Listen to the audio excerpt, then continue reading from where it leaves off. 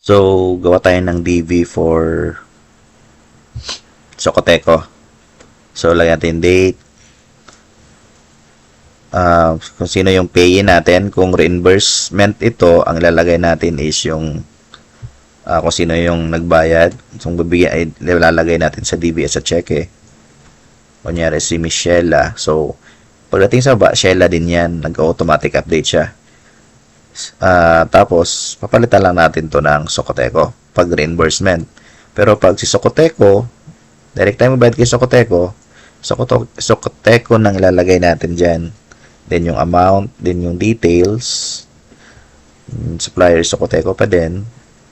Si OR, tsaka si OR date, tsaka si invoice number, later on na natin update pag meron na.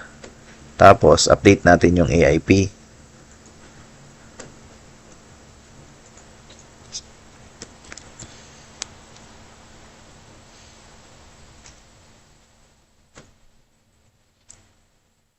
Yun, so balance natin is 109.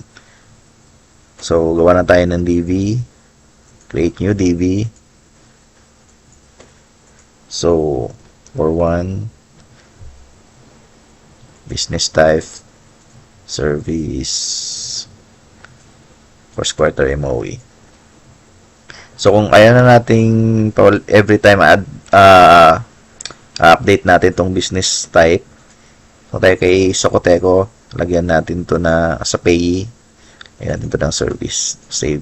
Then, exit. Then, dito, sa accounting, electricity expense. Then, the amount is 29,510.99. Okay, so we will compute the tax manually. Ang tax niyan, as per computation, is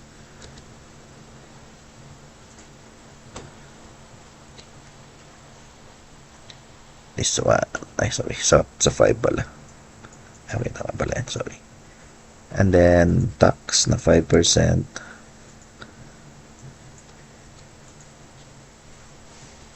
And then,